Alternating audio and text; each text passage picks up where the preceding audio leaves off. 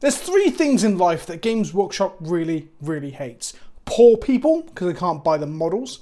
Fan animation that they don't completely control, especially ones that give them a lot of outward reach and get their game in front of new eyes. That stuff's evil. And I think they also hate Chaos Space Marines. Hi, I'm Vince, also known as PleasantKenobi on the internet, and welcome back to another episode of Warhammer Wednesday. It is the Wednesday show where I talk about primarily Warhammer. It's about tabletop and miniature painting in general, tabletop gaming and miniature painting in general, but it normally falls upon Warhammer, especially Warhammer 40k, because I really fucking like it. I woke up this morning and checked my emails and I found this. It's more FOMO shit from Games Workshop. Honestly, if only they could pack it in, that would be nice. But on a completely different topic to that, I'm going to talk today about why Games Workshop, or how Games Workshop seem to hate Chaos Space Marines, both the faction itself and people who, for some reason, still play it. Because they love punishment, I guess? That's very Slaneshi. Oh, no tears, please. It's a waste of good suffering. This is probably not the best way to get GW to send me preview content, like books early and stuff, is it? But, oh well, I've never shied away from that before, so I'm not going to start now. The Book of Caradon, also known as DLC for Stuff You Just Bought, just came out. It was a campaign book that also had real match play rules in it, which included upgrades and add-ons for factions needing some love, like, I don't know, the Sisters of Battle and Adeptus Mechanicus. They only just got their new books about a month ago. How could AdMech continue to dumpster everybody else and win tournaments without even more rules to make them more broken? Thank fuck for that. On the upside though, there are rules for the Disciples of Be'lakor, which is an army of renown. So that's an army you can build with restrictions, in which you can mix and match Chaos Space Marines with demons, Chaos Demons. And there's a data sheet for Be'lakor in there as well. Of course, the Marines that you mix into your Disciples of Be'lakor will still be one wound even after a year of Space Marines being double wounded. There will be no new data sheets and no new stuff for Chaos Space Marines outside of the Army of Renown stuff. There's a couple of strats that can affect Chaos Space Marines in that, but bearing in mind an Army of Renown is a restrictive way to build that army. Bearing in mind there was like a hint that we might get new CSM stuff in this book, but then they kind of cleared out that it's just a compilation of all the previous rules, which in some ways is nice. So maybe you can just take this and your CSM codex to an event and not have to carry multiple Psychic Awakening supplements and other shit to carry your rules. That's something, I guess. Whether that something's worth the price of admission to this book, I was going to say I don't know, but I can tell you I do know it's not. Now, some of you might be saying, why would they give us new Chaos Space Marine rules, Vince, when the Chaos Space Marine book might be just around the corner? And to that, I would say that's a very fair and astute observation. It actually adds much nuance to the conversation and also takes away from the very punchy headline and title I had for this video and the central conceit too. So thanks for that. But also the last book, the book 1 of Caradon War Sector Book of Rust / DLC, that had AdMech rules in it anyway, and that was about a month or two before the AdMech Codex came out. So fucking suck it, nerds. Honestly, the release schedule is pretty fucked in general because of COVID and the pandemic.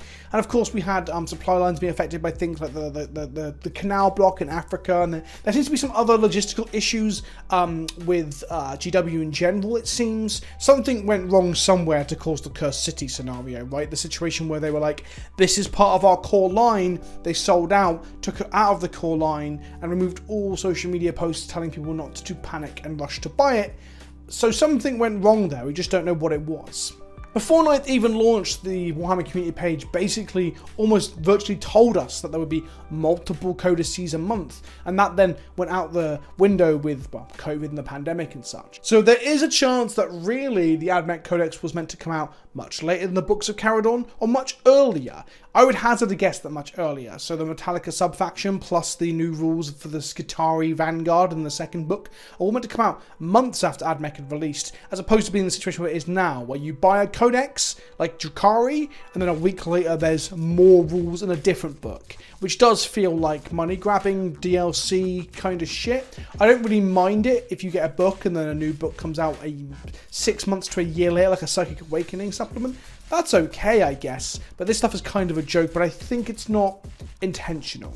But there are other things that make me wonder how much GW care about or even like the Chaos Space Marine faction. Like I said, there's a collation of rules into the new book, but there's no second wound. We're now a year out from Space Marines getting their second wound. Well, I say a year, we're probably about 11 months out, but same thing really, when time has no meaning. For those of you that haven't been following, the Space Marines got their second wound even on their firstborn old school tactical Marine style bodies when the new book came out. For the longest time, all throughout, I guess the back end of 7th, all of 8th, bearing in mind I only started in 8th myself, but the Primaris Marines had an extra wound, that plus the extra attack and stuff like that made basically firstborn unplayable. We now have a situation where Vanguard vets are very good again because they're durable and such, because all the Space Marines got their second wound. Death Guard also got their second wound on the release of their book, but CSM and Thousand Sons, the other two sort of Chaos Space Marine factions, were still waiting for theirs. And honestly, it's a problem because CSM is struggling right now, and people are often saying they're one of the worst factions in the game because of just how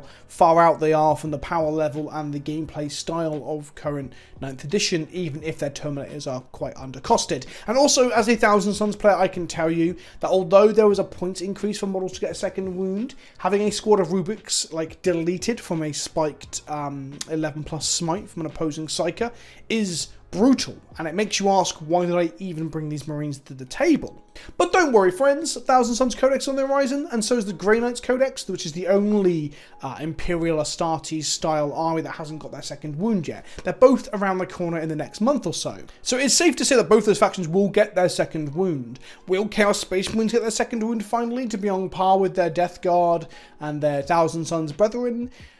I would like to say yes, but I doubt it heavily. On that note though, let's talk about the new box set for a second. Hexfire, Hexflunge, Hexfanny, I don't know. Hexfanny pits the two Psychic Marine factions from either side of the aisle against one another. So we have Grey Knights versus Thousand Sons. Each army is getting one new model in the box, which seems to be a common theme these days. We saw this with Piety and Pain, we saw it with the Gaz versus Ragnar box as well. It entices people to pick up the new box to get the new HQ ahead of it getting a full general release. My problem with this box is that the contents kind of fucking sucks. Not as a value proposition, mind, like these boxes are always super good value for money, but more in terms of the chosen includes. So the Grey Knight side is the most reasonable of the two, I think, including troops, 2 squads of it, an ugly as fuck Death Knight baby carrier thing, and the new HQ, whilst Thousand Sons gets the new HQ, Zangor troops, a Rubik Terminator squad, and not Rubik Terminators, so they're called Scarab Terminators, and a Zangor Shaman on disc.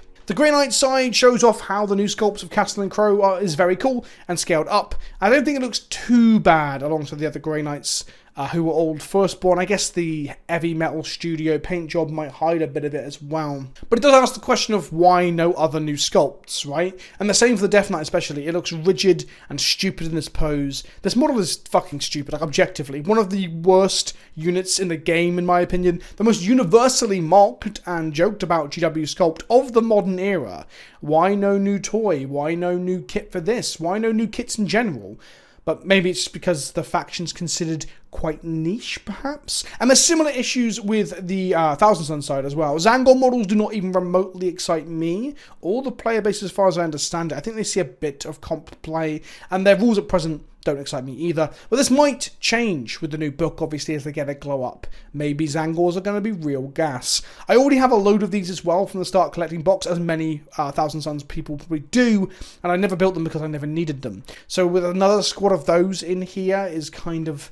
it's like giving you things you don't need. The Scarab Terminators are pretty good. They're probably going to be very strong in the new book, and I do need some. So that plus the new character more than makes up the price of half of this box if I were to split it with someone. But then I'm getting models that I do not want, like the Zangor Shaman and the Zangors. And that probably... these are probably models that don't sell very well for GW. I don't know if they have sprues sat in warehouses from the start collecting boxes that they've repurposed for this, perhaps. But again, it just begs the question, why can we not have just one more new sculpt for the T-Sons, considering they got so little last edition? And by little last edition, I mean they got fuck all. Both factions in the box got a bit of a raw end of the stick in my opinion, although the box is still good if you're looking to start either of those armies, so I wouldn't feel bad about picking it up. I just personally think the contents are as good as they could have been. Nurgle and his Chosen, the Death Guard, got a whole model revamp in 8th edition, and Thousand Sons got theirs in 7th. As you can see here, Magnus returned in 7th edition, bringing with him a selection of 5 or 6 new kits. For some reason, Zangor on disc isn't here, and I don't think it's part of the normal Zangor kit either. They were reinvigorated as like a sub-faction with an introduction of a solitary book for themselves and these new kits. And then Death Guard got the same treatment in 8th, but to a much more drastic degree. 17 unique kits to the faction, if I'm counting right, and that's not including like start collecting push fit 3 Marine boxes and other little bits like that. They also got the Space Marine Heroes treatment in these boxes here at the end of 8th, beginning of 9th as well, giving you more unique Marines. There's just a lot of unique Death Guard stuff, which is kind of crazy. So Thousand Sons had a much smaller model line improvement and glow up in 7th, and then they got 1 new model in 9th, where Death Guard got 2 new models, a HQ and a fortification, and Thousand Sons don't have a fortification at the moment. And they also got these Space Marine Heroes boxes as well. I don't know why. I guess maybe it's because Death Guard resonates with people. Maybe because you put it in the starter set of the last edition, people love that army. It's almost like putting armies in starter editions will really get people into it, but I'll come back to that in a moment. Now, some arguments can be made that Thousand Sons hold more similarities to the rest of the Chaos Space Marines and their pre-heresy counterparts than the mutated Death Guard, I guess. So you can make use of more of the normal CSM stuff like Predator tanks and the demon engines that Chaos got during 7th. Which kind of makes sense, but it still looks silly when you see Admech get 1 new model, or Sisters get 6 or more new models, and Necrons get like 7 or 8 new kits. It feels like the love has been unevenly distributed to both Chaos Space Marines and 2000 Sons. But again, this isn't new and this isn't a fresh idea, and perhaps I'm banging the old drum or selling the same old rope to you in this video. But I've got a point to it. I think Chaos Space Marines are important to the game, and I think they could really do well to help Games Workshop market the game too. So the obvious solution is that GW should prioritize the CSM book and get it out as soon as possible, so the shittest faction in the game is no longer the shittest faction in the game. I guess Tau might be tied for that as well. They should probably look to just utilize Chaos Space Marines in the marketing of the game a bit better to wider audiences too. GW employees at GW stores have smugly told me on multiple occasions that Space Marines are the most popular and they sell, therefore they make more Space Marines. The problem is that the whole thing, the Space Marine problem that I've done a video about before, it's a catch-22, you're damned if you do, you're damned if you don't kind of situation. It is a downward spiral. It is a self-fulfilling prophecy. The more you put Space Marines into your starter kits and your starter product and your start painting sets and your Target or Walmart exclusive Space Marine board games and shit, the more new players get into their Space Marine armies at that time. There is probably a reason that so many people have Necron and Death Guard armies now, because they were both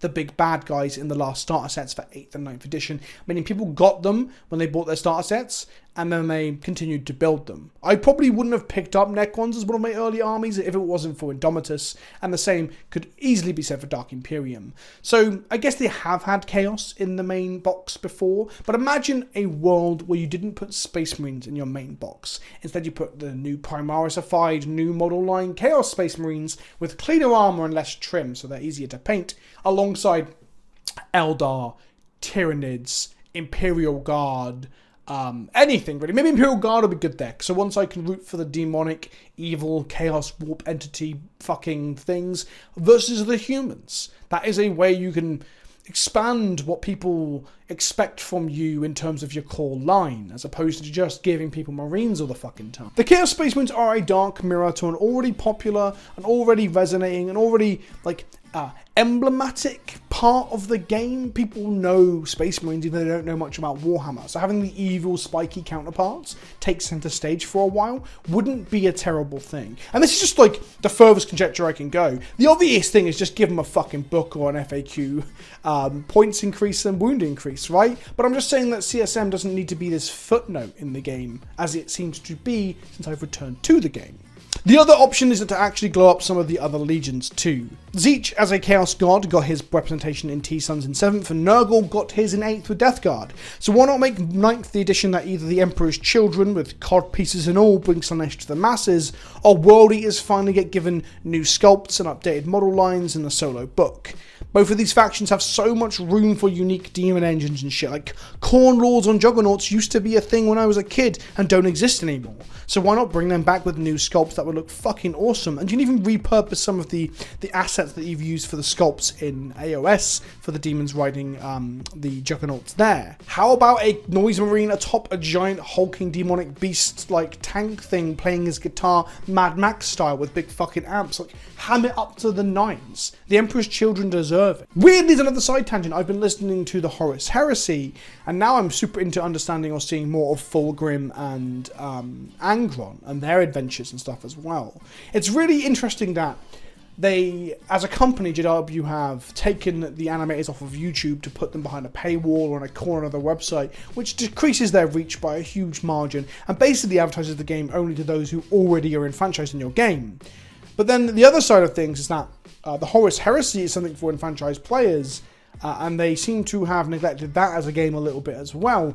And Horus Heresy gets people to root for different characters from the different legions, so why not use that to pull people again into other armies and sell them more plastic? Give us the return of Fulgrim with the Emperor's Children, for example. So yeah, there's just some musing today on the CSM problem, the lack of a wound, the shit book, the DLC stuff. Honestly, I almost did a what the fuck is GW doing video today, because they've been doing so much weird shit lately. But honestly, I just wanted to rant a little bit about how CSM has got no love since I came back to the hobby an entire year ago. Like, it's crazy how much you don't hear about them or see them played much either, because they're so rough. All the players that I do know that play them are frustrated with how bad they are. And I think the model line glow-ups, like I said, for things like Fulgrim plus the Emperor's Children returning in a glorious new model line, that'll get me to buy more plastic. It'll get other people to buy more plastic. It feels like a wasted opportunity if they don't do that for either the World Eaters or for the Emperor's Children this edition.